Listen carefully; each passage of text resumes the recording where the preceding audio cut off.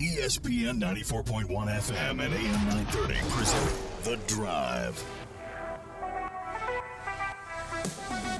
It is Friday, April 18th. Good evening to all of you. This is The Drive on ESPN 94.1 and AM 930. I'm your host, Paul Swann. Our text line this hour is 304-396-TALK, 304-396-8255. Our text line this hour brought to you by Clark's Pump and Shop. Hope to hear from you as we get you set for this weekend. We got a lot to recap, and of course, the transfer portal continues to be the thing that we keep an eye on. And quite candidly, looking at the transfer portal right now, looking at all the players that are leaving for Marshall and looking for new opportunities, outside of maybe one or two, and I think Reese is probably the most impactful. I don't think anyone is leaving of consequence. You look at some of the names, and I've seen this is anecdotal, of course, but I kind of share that sentiment. I've seen some names, and you go, oh, yeah, they're on the team. Who is that again? And that's been the reaction from a lot of people. It's like, who are some of these people that are coming in and leaving the transfer portal? And did you remember they were on the roster? So if you look at this transfer portal, I think this is a good thing because you're not losing really. There's not been a big-time name that you lost. Now, this roster is a complete rebuild, it feels like, and for the most part it is. But still, other than Veerhoff, have you felt that Marshall has really lost anyone of note to the transfer portal? And that's where we'll start on our text line. Again, that number one more time, 304-396-TALK, 304-396-8255. Let's get you caught up on everything that happened in baseball. We start with what happened yesterday. The Pirates beat the Nationals 1-0. Pirates are now 8-12. Bucks are opening up a series with Cleveland tonight. That's going to be at 6:15. We'll have that for you right here on ESPN 94.1 and AM 930. The Orioles got the better of the Guardians 6-2. Mariners got the better of the Reds 11-7 in 10 innings. Cincinnati on the road tonight will actually take on those Orioles in Baltimore. The Reds right now are 9-10. The Guardians are 9-9. The Pirates 8-12. Still pretty early in the baseball season, so not all is lost, especially in the National. The Cubs still lead the way, 12-9. The Reds are only 2 games back. The Pirates are only 3.5 games back. I mean, we're not that far into the season, so it's not all bad just yet. But of the 5 teams in the Central, only the Cubs and the Brewers have winning records right now. Pirates have been almost abysmal on the road, 2-8. Better at home, 6-4. So we'll see what happens tonight as the Bucks play host to the Guardians. And again, we'll have that series this weekend right here on ESPN 94.1 and AM 930. Baseball action for the Thundering Herd yesterday. Number 21, Coastal Carolina, put it on Marshall 11-1 and 7 innings. 6 o'clock tonight. Hopefully the Thundering Herd can bounce back with a win. And then softball action. Coastal Carolina got the better of the Herd 2-0. Game 2 of that series is starting here in just a few moments at Dot Hicks Field. We'll try to keep an eye on that as the show progresses. I feel a lot better about the softball loss than I do the baseball loss right now. Coastal Carolina is a good team. Marshall, Coastal Carolina, 2-0. No worries there. That 11-1, though, that's what really bothered me. I saw that score yesterday. And I know Coastal Carolina is good, but 11-1, it just got out of hand for the Thundering Herd. And you had a great performance against West Virginia, a game you should have won, could have won, didn't win, but still had an opportunity to win that game. And I think West Virginia is a much better team than Coastal Carolina. So you put a lot of energy into that game, and then you go and you lay almost a complete egg against Coastal Carolina. So hopefully that will mean a bounce-back performance tonight for baseball. Marshall's got to have probably one of the toughest schedules in the country. That's one thing that is certain. Playing in the Sun Belt, you absolutely are playing some of the best baseball teams in the country.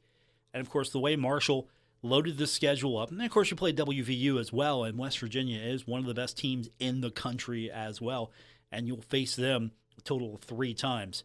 Say what you will about the baseball team, you're playing some of the best competition out there, so that's got to be a positive somewhere.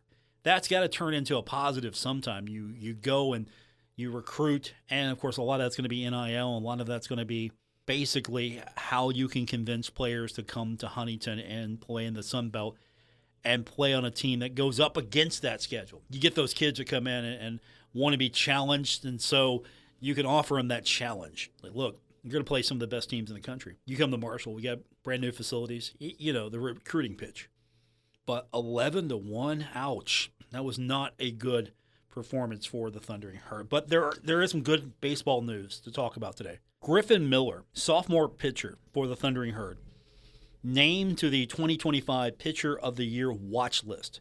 This is from the College Baseball Hall of Fame that came out today.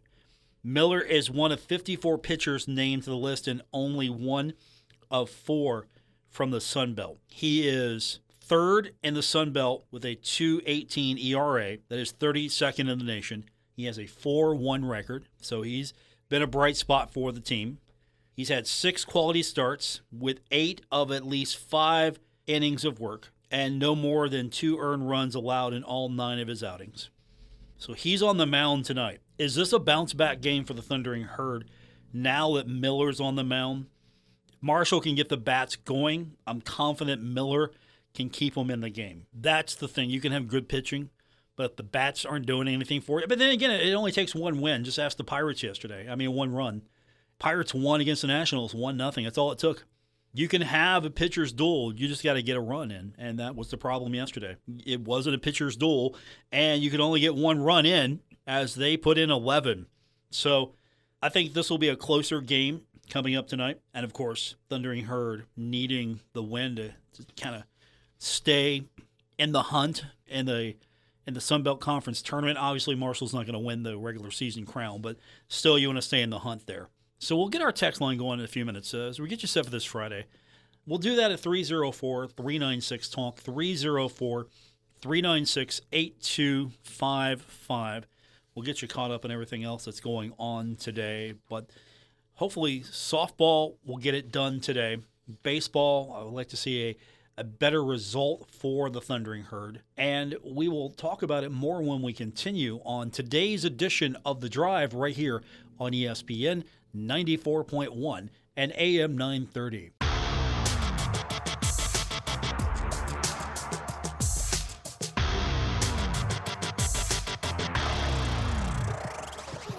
This is The Drive on ESPN 94.1 and AM 930. Miss an episode? Catch it anytime on Apple Podcasts, Spotify, or wherever you get your podcasts. Welcome back to our Friday edition of The Drive here on ESPN 94.1 and AM 930. We have a little basketball news as well. South Carolina State guard Wilson, and I hope that I'm pronouncing this correctly, and I apologize, Dubinsky. He is a 6'3" junior committing to the Thundering Herd. Averaged 8.1 points, 2.8 rebounds, 1.2 assists, and from the three-point line, shot 44.7%, and was also all MEAC tournament team. So another good get, it looks like, for the Thundering Herd and Coach Cornelius Jackson. So congratulations to Marshall basketball making some news here today, and that's probably the most exciting thing that I've seen from the portal. Of course, yesterday the exciting news was Za Jackson making the announcement that he is signing with the Thundering Herd. You remember Za stand out at Huntington High. Marshall had offered. He went to West Virginia with Neil Brown, and then, of course, took part in spring drills. Roster moves at the end of spring practices. Za has to leave. Really, what's happening in Morgantown is you're kind of getting rid of the remnants of Neil Brown. And Za Jackson was a Neil Brown guy, so he's now with the Thundering Herd. And I think that's going to work out for everyone. He gets to stay closer to home. And I think that a lot of Huntington High fans will show up on Saturdays. Maybe not necessarily going to Marshall games on Saturday, but now you got a good reason too. 304-396-TALK is our text line, 304-396-8255 on this Friday edition. We're getting set for the weekend. Of course, Saturday and Sunday, Sunday being Easter. Any special plans on Easter? It's really not a sports day. There will be some baseball, and I'm sure there's going to be some NBA as well. There will be some activities, but it's really not like a major sports day. It's not like having the NFL on Christmas Day, or, well, for that matter, the NBA on Christmas Day. So any special Easter plans out there? I'm just kind of curious as we get you set, because it's been really quiet around here in the office today. With the holiday approaching, it's been super quiet. And I had to look up sometimes just to see if anyone else was around the office today. We got a few people here. Of course, the air staff's still here, but for the most part, it's been pretty quiet here. So, I'm kind of curious what the sports plans are, the travel plans are, especially during this weekend. I'm imagining a lot of people are making the travel plans, or making trips, family visits, the whole 9 yards. Softball, of course, in action. So if you're looking to support the Herd, don't go anywhere just yet. We're keeping an eye on that, by the way, and it's in the bottom of the first, and there's no scorer between Marshall and Coastal Carolina. So we're keeping an eye on that. That's happening now at the dot, and of course with baseball coming up a little bit later on tonight, 6 o'clock. That's in Conway, South Carolina. Other baseball action, the Mountaineers, we mentioned them earlier, got the win over Cincinnati.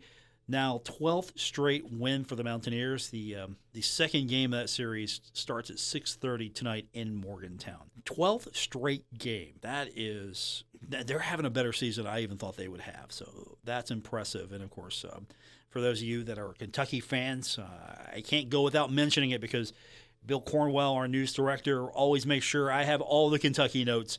Kentucky is at number 2 Tennessee this weekend. That is starting at 6:30 at Lindsey Nielsen Stadium in Knoxville. So let's get this going with our text, 304-396-TALK, 304-396-8255. Texter says, Paul, following up from yesterday, I don't want to see Marshall play WVU. It's just not worth it.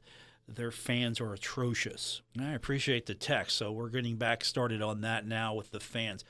Is it really a fan issue? I'm going to ask that point blank. Is it a fan issue?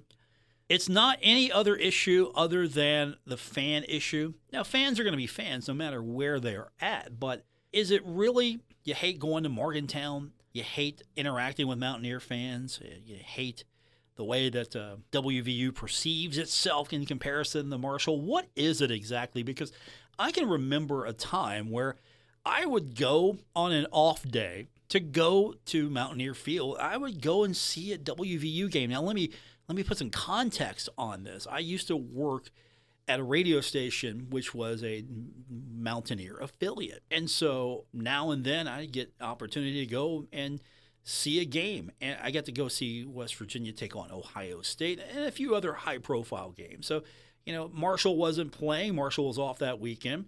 Opportunity to go see a different game. And early on, I never had bad interactions with WVU fans. It was, and maybe it's different from the tailgate lot to the internet. Maybe it's different, but I never had the bad interactions. I have fans asking about the Herd that knew.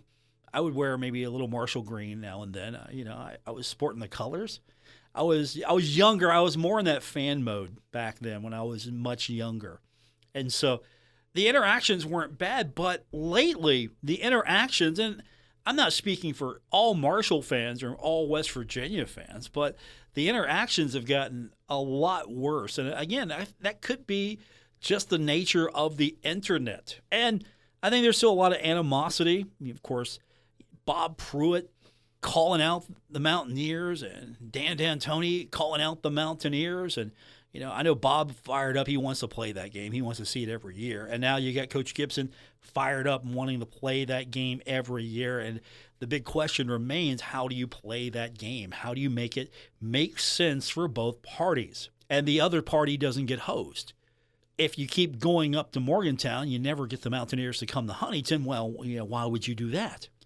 And if the Mountaineers feel as if, well, look, we're a Power 4 school, we don't go and travel to G5 schools, and you can throw that Ohio game out. That's the exception. That was the Neil Brown era. This is the Rich Rodriguez era now.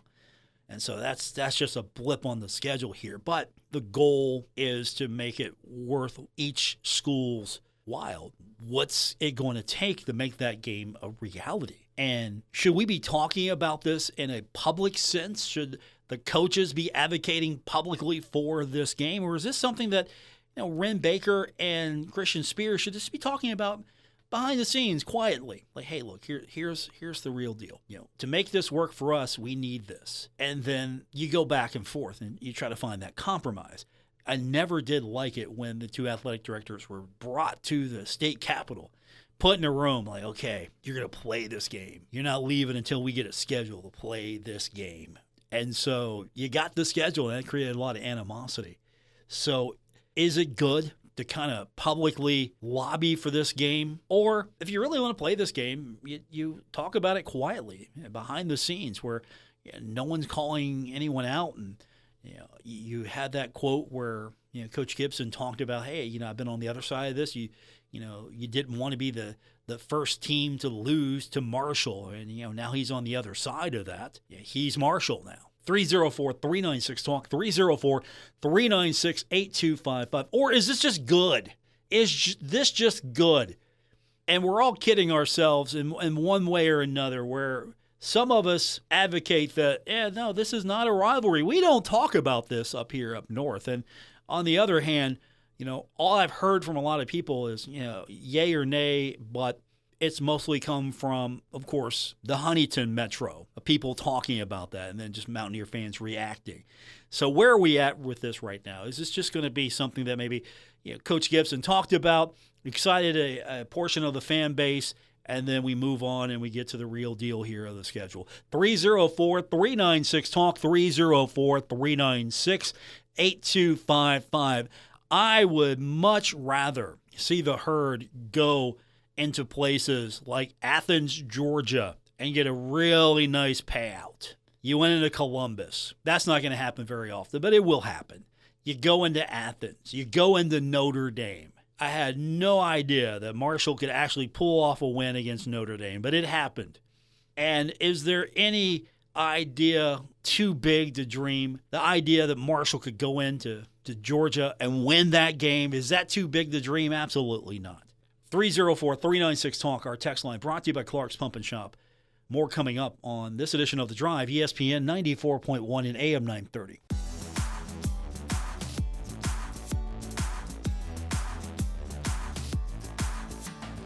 Hi, this is Dave Wilson, host of Metro News Talk Line, and you're listening to The Drive with Paul Swann on ESPN 94.1 and AM 930. Welcome back to this Friday edition of The Drive here on ESPN 94.1 and AM 930. Our text line this hour is 304-396-TALK, 304-396-8255. We are keeping an eye on softball happening at the Dot.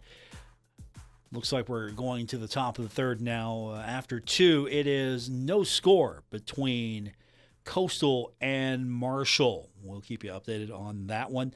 Until then, we'll keep that text line open. It is brought to you by Clark's Pump and Shop. And again, one more time, 304-396-TALK, 304-396-8255. Back to the text line we go. Texter says, Paul, the bottom line is WVU doesn't want to lose to Marshall in football or basketball. I'm sure Marshall would probably do a 2 away for 1 on a regular basis, but WVU won't do it. And Rich Rod is a jerk. No reason they can't play us when they play other mid-majors of our size. Appreciate the text.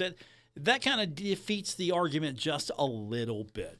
If you're talking about just the fact that playing mid-majors on the road isn't good for the brand, isn't good for WVU, then keep that consistent. And I know that's not the platform that I'm going to stand on and have the most reach. Like, yeah, Marshall. Marshall should be able to host that game because Ohio's playing host to that game. I thought that was a bad decision. Good for Ohio, bad for WVU because that opens it up for a lot of things. And I think a lot of it comes down to this. As the texter said, WVU doesn't want to lose to Marshall. Well, you don't want to lose anyone, but you don't want to lose to Marshall because it's in-state. And some have put forward that this would be a huge win for Marshall and Coach Gibson and these players would go down in history as the team that beat WVU, and there would be a parade for Coach Gibson. No, there's not going to be a parade for – no, did we have a parade when Notre Dame got beat by Marshall? No, absolutely not. We're not having a parade. Coach Huff beat Notre Dame, and you know how well Marshall fans love him these days. Well, some anyway. Some still love him. Also from the text line, texter says, Paul, WVU thinks that they are big time, and they are only big in a small state. Appreciate that. And that's a big point there as well. You've only so much you gotta protect here. You gotta fight for everything. And my thought has always been Marshall should take care of itself in this regard. One, Marshall University needs to strengthen itself academically and in what programs it offers. Marshall University needs to grow. And we've seen that with Brad Smith. We see new construction. There's more construction going on at Marshall than I've seen in a long time. And it hopefully will continue. There's some exciting things coming for Marshall University. You brought someone in as a president that has really been forward-thinking. He's been able to energize what Marshall's been able to do. Marshall has a more favorable standing now, I think, in Charleston than ever before. So keep that up. Do the things that need to be done. Go to where it's going to be. Don't worry about where it's at now. Go to where it's going to be. And that's generating new programs, new curriculum, doing things that is going to bring people and you can be world-class in. So that'll help grow the university, and then that'll help grow the alumni base. And as you get a bigger alumni base and you have a greater potential for donors, that'll help grow even further. And, of course, then you get them hooked on the sports, and you start growing the fan base as well. And I think Marshall also needs to make sure that it is full court press in every county of the state trying to recruit kids to come to Marshall, in-state kids. And, of course, I think Marshall is doing a good job right now as well, trying to work Ohio and Kentucky, as this is a regional university. You have to work it. But I think you work it from that angle as well as you start fortifying the athletic department. You start fortifying the programs. And I think we're off to a good start.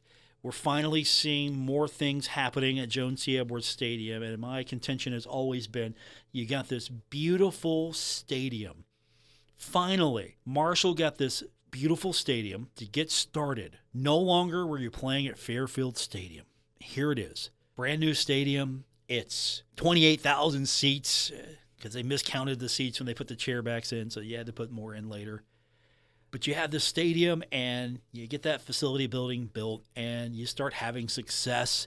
And Marshall had a lot of momentum, but there was no follow-through. This is where you strike. Start upgrading facilities. You get more donors on board.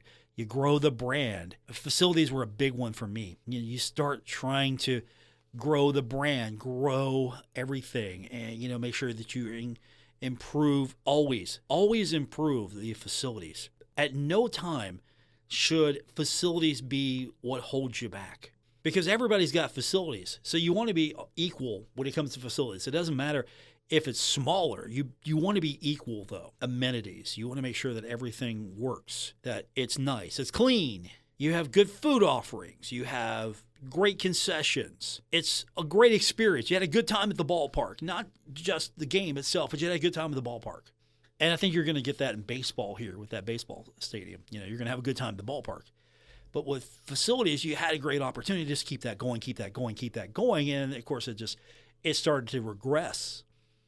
If Marshall could have kept it going, Marshall could have maybe got out of the MAC a little sooner, or Marshall could have been on an upward trajectory. So when expansion came calling, Marshall could have been in line to get into a better conference sooner and potentially move up, and you have more dollars coming into the university.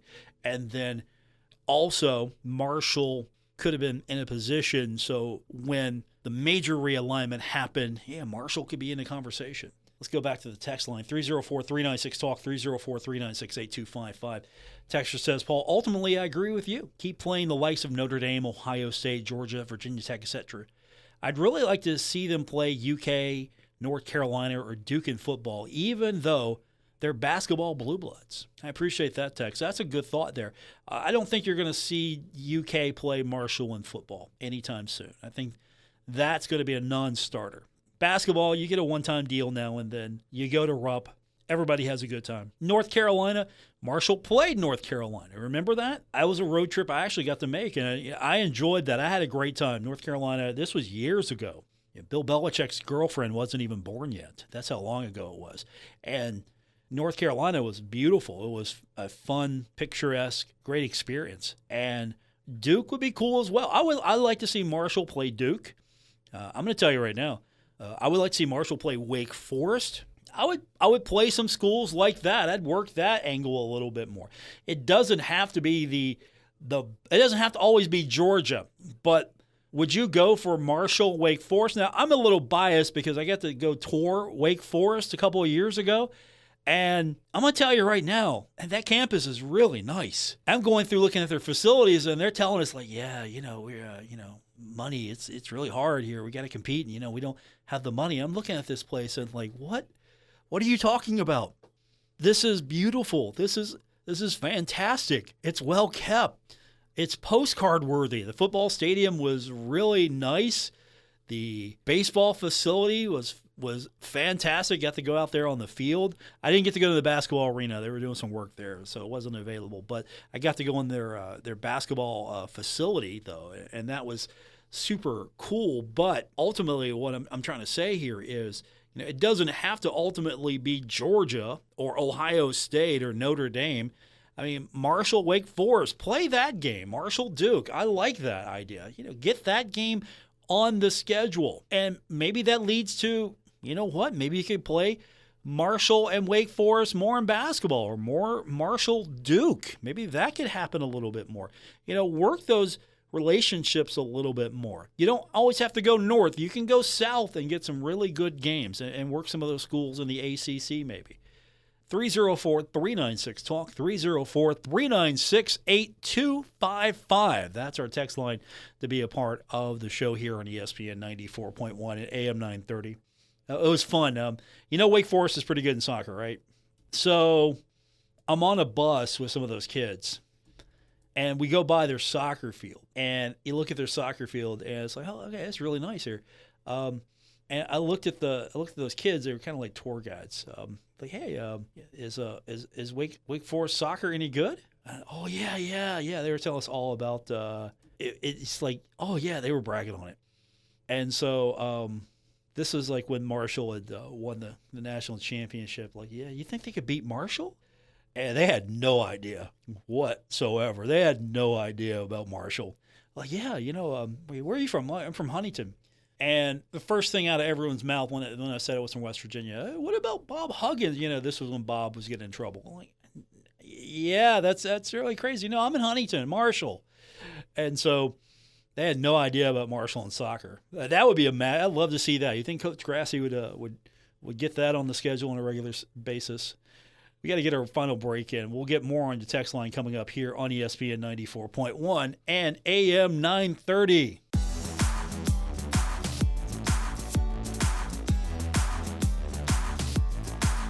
You're listening to The Drive with Paul Swann on ESPN 94.1 and AM 930. Final segment for today's edition of The Drive on ESPN 94.1 and AM 930. We're going to finish strong with your text at 304-396-TALK, brought to you by Clark's Pump and Shop.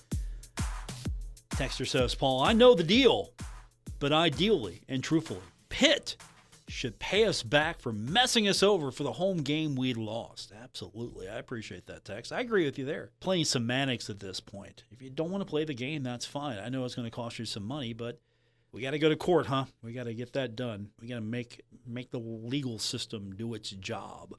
I hate it when we have to do those same things. I mean, it's real simple. Like, okay, here's the contract, but athletic departments are going to find a way to get an advantage wherever and whenever they can. And so yeah, that would have been a fun game. Pitt coming to Marshall and playing each other, in a series would have been good.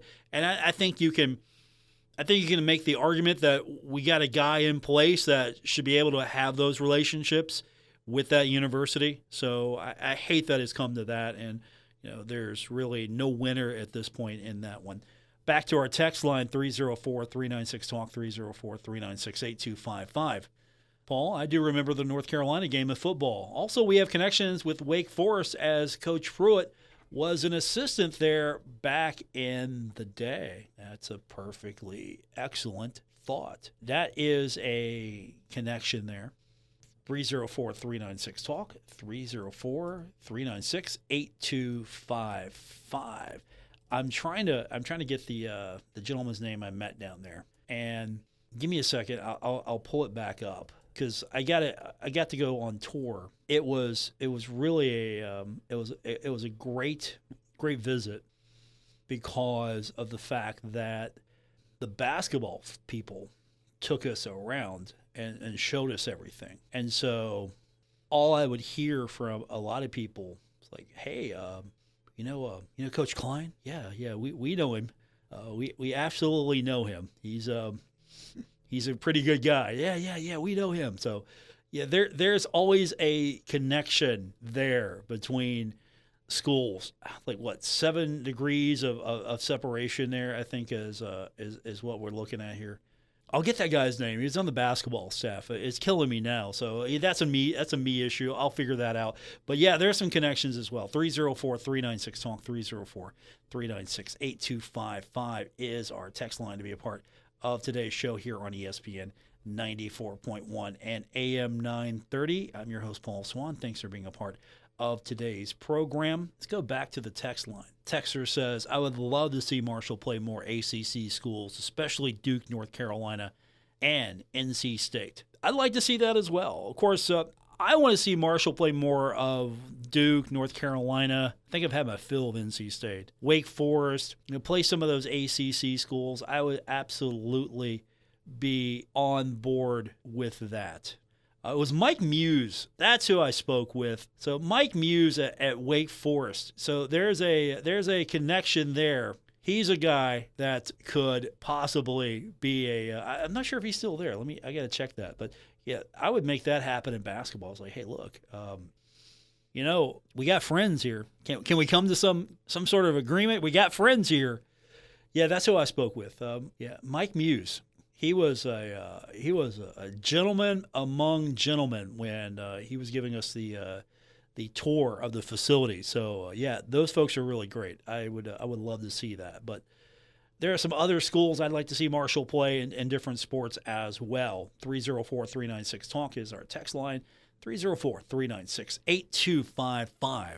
That's the number. Brought to you by Clark's Pump and Shop. But if it's not the SEC, I would play those. ACC schools. Maybe you could get one or two a year in basketball. I'd front load those early. I know you want to try to get a schedule where you get as many home games as you possibly can, or you get as many games as possible against teams on the road where you can get a good payout and it's a good boost to your ratings and it's challenging. You got to balance that between challenging and killing yourself here. But, of course, the thing about basketball is, for the most part, at Marshall's level, conference-wise, you're not getting too many at-large bids anywhere. So you got to win the conference tournament. And if you win the conference tournament, then you get to go to the NCAA tournament, and nothing else is guaranteed. So I would try to balance that schedule with tough opponents.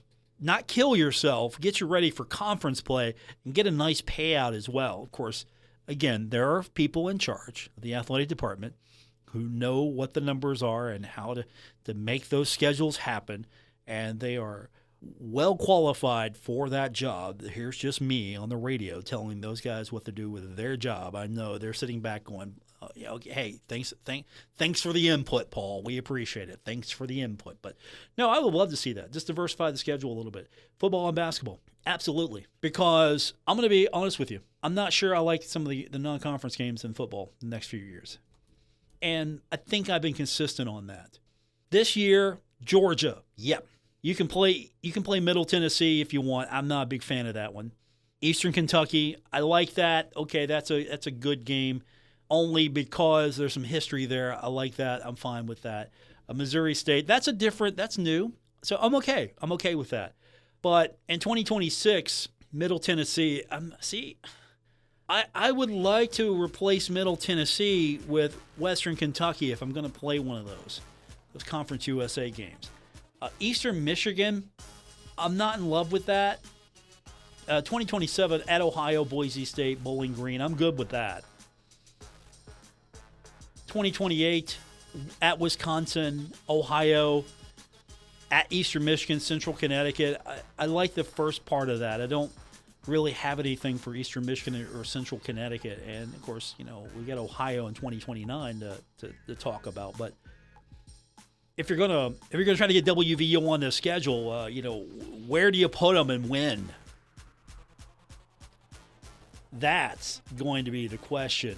All right, we are out of time. Thanks for tuning in here on ESPN 94.1 and AM 930. Have a great weekend, everyone. I'll be back with you on Monday. Until then, enjoy the rest of the day. Broadcasting from the Dave & Buster's studios. Eat, drink, play, and watch at Dave & Buster's in the Huntington Mall. ESPN 94.1 and AM 930. WRBC, W231BS Huntington.